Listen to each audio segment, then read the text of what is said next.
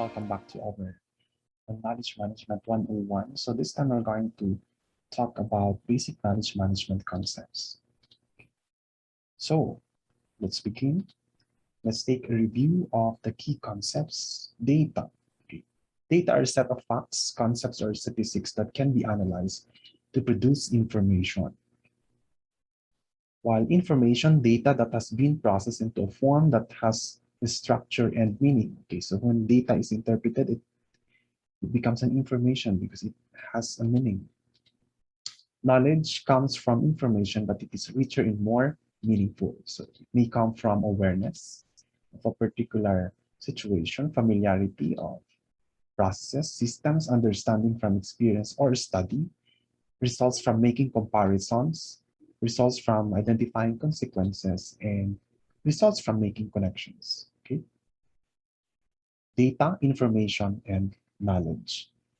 Let's take a look at the two types of knowledge. Okay, so first, we have explicit knowledge. So these are knowledge that can be articulated.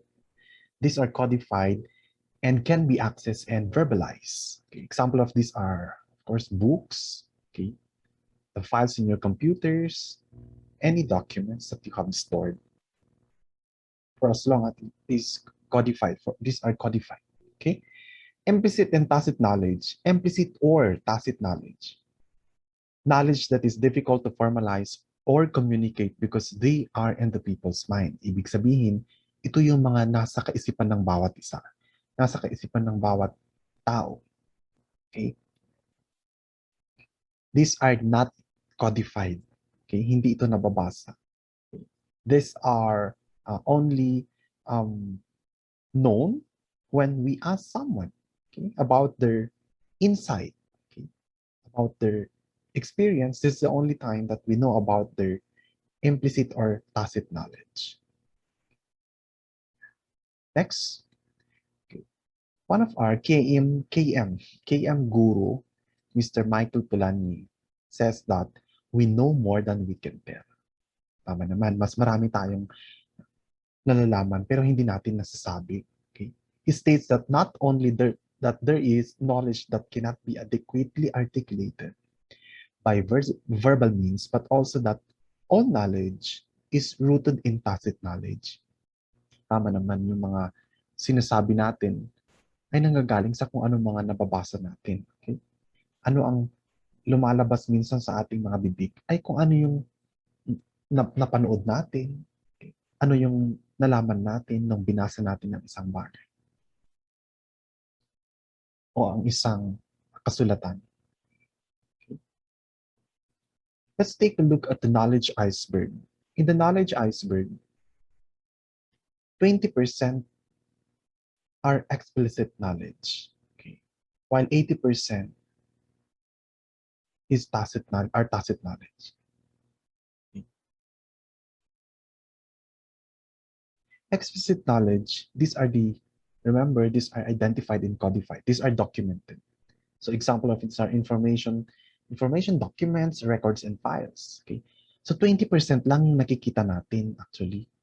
While 80%, ito yung nandun sa mga kaisipan or karunungan, ano bang Tagalog nito? Mga karunungan ng bawat isa na hindi naman nasusulat. Nandyan yan sa mga buhay ng bawat tao. Okay. Nandyan sa mga practices ng bawat isa. Okay. From their experiences, their competence, okay, their knowledge for a particular subject or particular processes, their commitments, deeds, and thoughts. Okay. Tacit knowledge versus explicit knowledge. Okay. Tacit knowledge, these are unrecognized, okay, unexpressed, undocumented. Example of these are expertise, indigenous knowledge, okay, marami yan sa Cordillera. Mga indigenous practices. Usually, these are dito nagkaka-interest ang ating mga researchers. Kasi it's very interesting to document indigenous practices and knowledge. Okay?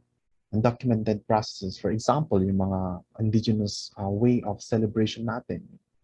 How do they butcher pig during a ceremony? For example, wedding or burial or a certain belief.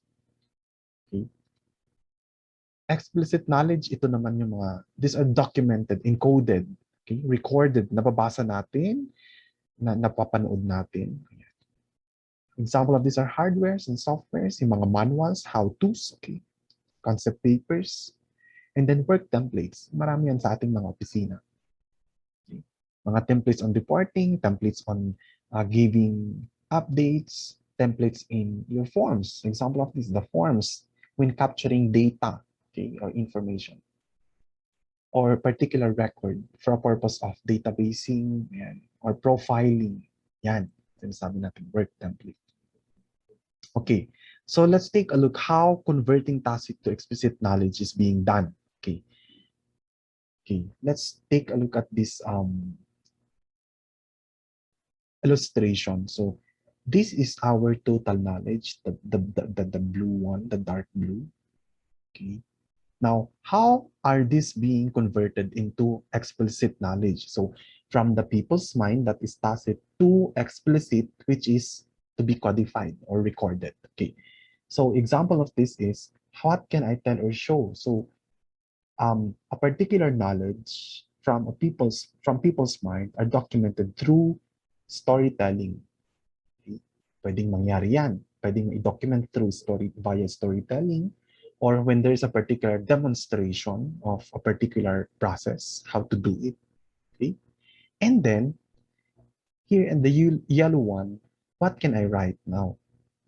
So after hearing the stories or looking into the demonstration, here comes the way we manualize or we document a particular process or a particular sharing, yeah, knowledge sharing of specific members or groups, for example, from focus group discussions, FGDs, or interviews, one-on-one interview, or heart-to-heart talk.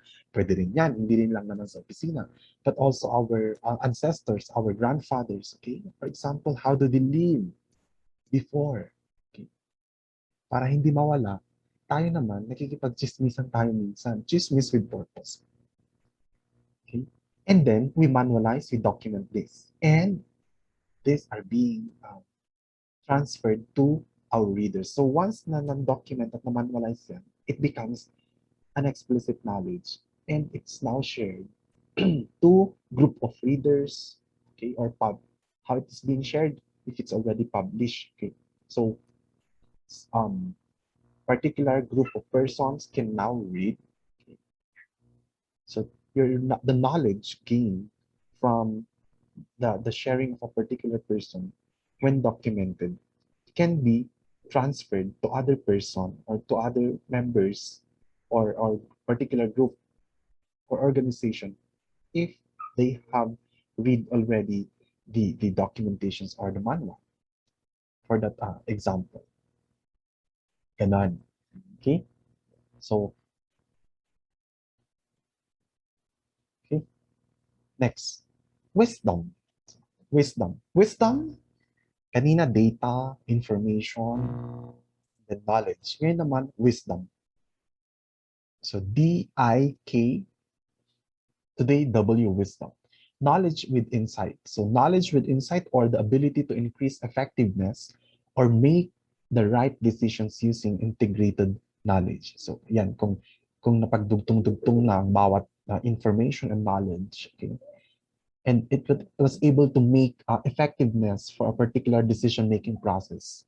It has become a wisdom. Okay? If it is already embodied, this knowledge are embodied, and it has an impact in the decision-making process of a particular individual or person or organization, it becomes wisdom. Okay. Let's take a look at this DIQ, the DIKW pyramid. So what is this DIKW pyramid? The DIKW pyramid, yan, diniscuss natin natin. Data, information, knowledge, wisdom. Okay. Data. Okay. Let's take a review. These are facts and figures. For example, we have this particular um, degrees north, degrees east, at KPH. Okay. Ito kasi ano, on disaster. So these are example of data. When you get the degrees north and degrees east or longitude or latitude of a particular area or a particular speed of um, a certain typhoon or the location of the typhoon. So this is actually the data. In this instance, we are using disaster data. Okay, so let's try to process this disaster data. And then, information, it's data with context, yun yung sabi natin kanina. So, in this instance, typhoon signal number 3, super typhoon Lawin PH, hashtag Lawin PH, severe danger over La Union, Benguet, Nueva Vizcaya, Quirino, and Northern Aurora in 18 hours. Moderate to heavy damage, evacuation is advised. So it becomes an information. Okay? Kasi yung data natin, nilapat natin yung location. Okay, so nakita natin na that it will affect La Union, Benguet, Nueva Vizcaya, and other areas within 18 hours. Next, knowledge, information with meaning. Okay, so based from that, kunwari nanalasan na yung bagyo or that super typhoon. Okay, there are particular experiences which says that my experience says that this will cause severe flooding in my area that could endanger lives and cause high levels of damage to property. Ayan. So with that, malalaman mo na kung anong gagawin mo. So may knowledge ka na. Okay? So, maaring mag-flood sa yung area and it will cause danger to the lives and high levels of damage to properties. Okay? Wisdom, knowledge with insight. So nagkaroon ka na ng insight. Ano ang gagawin mo pag nalaman mo yung information na yon na may bagyo, malakas, maaring makapaminsala ng mga ari-arian at buhay? You will immediately evacuate your home together with your family, especially if you are not in the good or safe location. Yan. Okay. So if you notice, in the DIKW pyramid, the data and information is actually embodied in documents and databases. Pwede itong makita na, di ba? Yung data pa lang at sa pag-asa, sinishare na nila yan sa umaga. Okay? And especially the warning signals. So explicit actually yan, nababasa natin via pag-asa for this a particular example on disaster. Sinishare nila yan sa bawat oras or there are particular set of hours that they are bringing out a particular information on the situation of typhoon. Yeah. While knowledge and wisdom are higher knowledge. Okay? These are considered as higher knowledge. And these are tacit knowledge in the people's heads. Okay? Wisdom because knowledge with insight. Nalaman niya na makakapapinsala sa ano ang gagawin niya. So nagkaroon ka na ng higher level of knowledge to decide to evacuate your place together with your family. Okay? Simple lang, we're just illustrating through the DIKW pyramid. So, data and information are actually explicit knowledge. Nababasa natin yan. These are documented. While your knowledge and wisdom are actually tacit knowledge. Okay? These are higher form of knowledge. Okay. Another KM guru, Mr. Peter Drucker, is actually known for management, says that knowledge creates wealth. Okay? Knowledge is the source of wealth. Applied to task we already know, it becomes productivity. Okay? Applied to tasks that are new, it becomes innovation. Okay? Knowledge enables effective action. Okay? Sabi niya, this is another one. Knowledge is information that changes something or somebody, either by becoming grounds for action or by making an individual or an institution capable of different or more effective action. Mainam na ang marunong. Um, Sabi nila, knowledge is power. Okay, when you know how to use your knowledge properly, it will affect change, or it will make you productive. Okay, it will increase your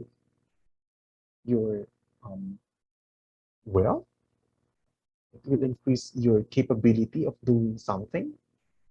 Yeah, for effective actions. Another here, Nonaka, okay, one of the proponent of KM models, says that justified belief that increases an entity's capacity for effective action. So knowledge, according to Nanakas, is justified belief that increases an entity's capacity for effective action. Okay, so if you have knowledge, sabi niya, it increases an entity's capacity for effective action. Yeah. Another here is Carl, Carl Eric define knowledge as a capacity to act. Okay. Knowledge is a capacity to act. You gain knowledge, so you will be able to act properly. Diba? Now, what then is knowledge management? Ano nga ba ang knowledge management? Concepts pa lang ang mga yun. No? Introduction pa lang yung mga yun. Now, what then is knowledge management? Sabi niya dito, knowledge management, let's be honest, there's not one definitive definition of KM actually. So, minsan, pag-align doon sa KM concepts and principles, it's already a KM. Okay? KM definitions. So, let's take a look at some KM definitions here. KM, process of creating, yan, you create, sharing, using, and managing the knowledge and information of an organization. It refers to a multidisciplinary approach to achieving organizational objectives by making the best use of knowledge. Making the best use of knowledge. Also, it recognizes that knowledge is an important resource that, if used effectively and systematically, can give organizations competitive advantage and adds values to its operations. Yan. Sabi niya, ang knowledge daw it recognizes that knowledge is important, and if it is used effectively and systematically, it will give the organizations competitive advantage and added value to its operations. Okay, so let's take a look at the definitions of some organizations and institutions who have already implemented and institutionalized KM, or knowledge management, in their organization. So first we have United Nations Development Program, okay. United States Agency for International Development. Okay. So according to UNDP, KM is a practice of capturing. Okay. They capture, store, and share knowledge. So that's their key process. They capture, they store, and share knowledge so that we can learn lessons from the past and apply them in the future. Okay. That is under KM Management Toolkit for the Crisis Prevention and Recovery Practice. While the United States Agency for International Development, the USAID, define KM is the name given to the set of systematic and disciplined actions that an organization can take to obtain greatest value from the knowledge available to it. So that's from the KM 101 Knowledge for Development Seminar in September 22, 2003. If you take a look at it, they have similarities kasi isa lang naman ang konsepto talaga ng KM. Sabi nga natin, you capture, sabi nila sa mga definitions kanina, capture, store, and share. Okay? In DSWD, ayan, yun yung na-involve ako. Sabi naman dito, ang definition ng KM is, knowledge management is a process of creating an environment, okay? Creating an environment in which people's experience and wisdom on social protection programs are valued, and where internal processes are structured to support policymakers and service providers in creating, sharing, and using knowledge. Parehas lang din. Okay? Isa lang din yung concept. Create an environment where people's experience are um, captured or documented, shared, and used. Okay? That's according to the DSWD Good Practice Documentation Guide. Yeah. So we already defined KM. Now, are KM and information management the same? Magkaparehas ba ang KM at IM? Tignan natin itong diagram, Venn diagram. Information management and knowledge management. Information management deals with the collection, structuring, and processing of data, makes sure that data is reliable and timely. Yeah. While knowledge management uses information, but indicates that there is an analysis of the information. Okay, take note of that analysis. Okay, of the information and data, and an understanding of the analysis. So there's an interpretation in that portion. Another is enhances applicability of that understanding for practice. Okay? So information, it deals with collection, basically on collection, structuring, and processing of data, while KM, it indicates the analysis, understanding, and interpretation of a particular data. Okay? Kasi sabi nga natin, KM is for productivity, for innovativeness, and for enhancement. Enhancement of processes, enhancement of services in a particular organization. Okay. Another, information management deals with information objects and with people to information interface. Okay. Handles only explicit knowledge. Okay. Karamihan, ang kanyang hinahandle ay explicit knowledge. These are the ones, when we say explicit, these are the documented, codified. Handles information for any purpose. Okay? Kasi nga, storing, collection of data and information. So, pwedeng pagkuhanan ng information for any purpose. Okay? Knowledge management deals with both people to information and people-to-people interfaces. Okay? Attends to both explicit and tacit knowledge. So, kanina sa IM, it only deals with explicit knowledge. Okay? Kasi storing of data ito. While knowledge management attends to both explicit and tacit knowledge, because while there is capturing, there is also an analysis and understanding of the data and information.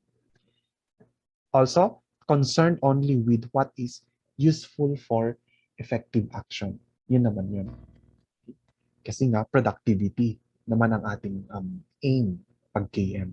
How to enhance processes and how do we become productive.